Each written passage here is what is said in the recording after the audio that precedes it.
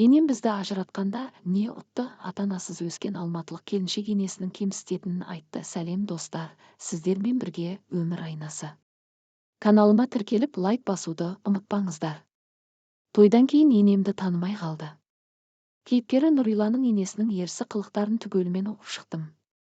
Бірақ оның енесі менің енемнің жанында періште екен. Біздікі ақшаң былай тұрсын, өзіңді сабап, ұрып тастайды. Сол кісінің кесірінен қазір күйеуім екеуміздің арамыз суып, ажырасып кеттік дейді Айдана есімді келіншек.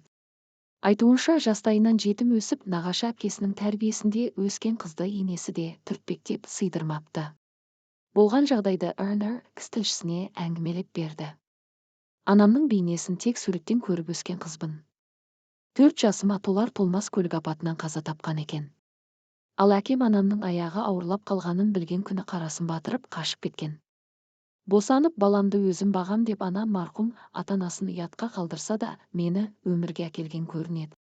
Бірақ өмірден ерте өтіп, ол аналық махаббатын көрсете алмады, ал мен оның мейіріміне қана алмай қалдым. Обалы не керек, анамның әпкесі мені өзінің 4 баласына қосып бауырына басты. Сіңлісінің аманатына қиянат жасамай, өз қыздарынан кем көрмей, барын аузыма тосып өсірді. Сол үшін ол кісіге өмір бойы қарыздармын. Мен де әпкемді ұятқа қалдырмау үшін сабақты сол үйдің қыздарынан кем оқымай, жақсы бағамен бітірдім. Грантқа оқуға түсіп, өз арбамды өзім сүйреп, оларға салмақ салмау үшін жанымды салып кірістім. Бірінші курста Абылай деген баламен танысып, тек дос ретінде араласып жүрдім.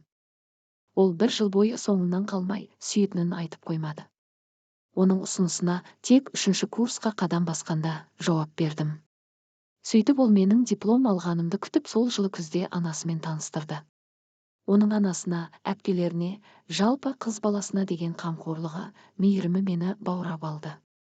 Әкем қамқорлық танытып жатқандай әрбірісінен жылулық сездім. Анасы да бір қарағанда жақсы, кең пейілді, аңқылдап қалған ақ көңіл жан боп көрінген. Бізге батасын беріп, әпке жездеммен танысып, 2 жақ той қамына кірісіп кетті. Менің де күйеуім қайтыс болған. Құда түсіп ұзатып алуға жағдайым келмейді. Өзара келісіммен алып қашу рәсімін жасасақ деп әпкемнің алдынан өтіп, мен оған келісіп, бір күнде жігітімнің босағасын аттадым.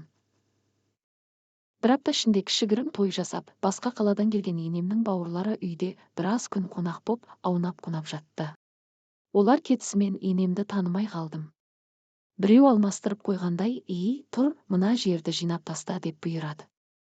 Атымды атамайды, еуде бат қойып қойған. Арасында аузына келгенді айтып, мені балағаттайтынды шығарды. Жыным келетіні, мен оған олай сөйлеуге ешбір себеп берген жоқпын. Аппақпын, тап-тазамын, тірлігіме де тап-тұйнақтаймын. Сонда да жақпаймын. Жалғыз балама сендей жетім қызды бекер әперіппін, тойда бәрі артын ашып күлді деп тиісетінді шығарды.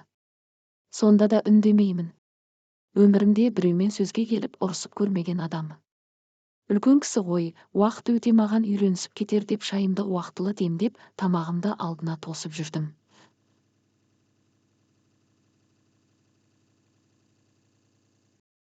Бір қызығы, енем күйеуім жұмыстан келгенде өтірік күліп, жаным, күнім, айналайын деп бәйек бола қалады. Осындай келін тауып бергеніңе рахмет деп баласының алдында рөлге кіргенде ішім қыз-қыз қайнап, ешкімге білдірмей жылап алам.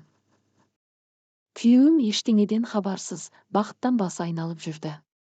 Қайбір уақытта әпкемнің туған күні боп, енемнен барып келуге сұрандым. Тамағыңды істеп кет деп тапсырма берді. Күйеуімнің сүйікті тамағы ғой деп сүрленген еттен бір қазан палау істеп демдеп қойып кеткем. Бір уақытта күйеуім ашуланып звондап тұр, үйдің іші астан-кестен жиналмаған, дайын тамақ жоқ, неменеге жетісіп қыдырып жүрсің деп ұрсады. Түсіне алмай тамақты пісіріп, жинастырып кеткенімді айттым. Сөйтсем мен кете сала енем бүкіл тамақты суытып, үлкен тоңазытқыштың түбіне тығып тастапты. Төгіп тастауға обалсынған ау. Ешқандай да тамақ көрген жоқпын деп бет бақтырмады. Күйеуіме осы уақытқа дейін болған жағдайды айтып беріп, сенбеді. Өтірікшісің, менің мамам ондай адам емес деп қайта өзіме ұрысып, екеуміз бір апта тоң теріс болып жүрдік. Ақыры туатын түрің жоқ, баламның тапқанын ішіп жеп жата бермей жұмысқа шық деп енем рұқсатын бергенде қуанып кеттім. Айлығымды өз алатынын біліп тұрсам да кешке дейін қасынан жыраққа кетіп, құлағымның тыншитынына қуандым. Бірақ қуанышым көпке созылмады. Жұмыстан кейде ерте, кейде кеш қайтамыз, реті сондай. Тапсырма көп түскенде кейде қас қарайғанша кеңседен кете алмай қаламыз. Ондайда күйеуім келіп алып кететін. Бір жолы ол да жұмыс бабымен ауданға кетті де, мен кештетіп таксимен үйге әрең жеттім. Жаз кезі ғой, енем есік алдында көрші әйелдермен сөйлесіп отырған екен. Мен түскен машинаны суретке түсіріп алыпты. Ертеңіне күйеуімді қатының бар тапқанына боянып сыланып, біреудің ашынасы болып жүр. Үйге кеш келеді, еркектер үйге дейін көлікпен әкеліп тастайды. Бұл жетімнің көксегені келін болып, сенің бала шағаңды туу емес, байға тиіп шықты деген ат керек болған деп өтірікті судай сапырды. Сондағы менің таң қалғаным соншалық, жағамды ұстап, айтарға сөз таппай қалдым. Мұндай сөздер ойлап тапқанына қарағанда о бастан ниеті бұзық адам болған-ау деп ойладым. Ең сорақысы, күйеуім шешесінің сөзіне сенді. Көзіңді құрт кет, жоғал деп ұрсып үйден екеулеп қуып шықты. Басым салбырап, сүмірейген күйі жылап әпкемнің үйіне келдім. Ақыры болмайтын болса, бойыңа бала бітпей тұрғанда құтылғаның дұрыс бопты деп әпкем жұбатып, бар жағдайымды жасап отыр. Бірақ қайтып келгенім үшін жездемнің алдында қуыстанып, әрең жүрмін. Тағдырымды о баста білді ғой, жетім екенімді, әпкемнің тәрбиесінде өскенімді есітті, ендеше мені баласына неге әперді? Екеумізді ажыратып енем не ұтты? Неге осы ене деген екі жастың ортасына түспесе отыра алмайды, енелерге не жетпейді? Осы сұрақтарға жауап таба алмай басым қатып кетті.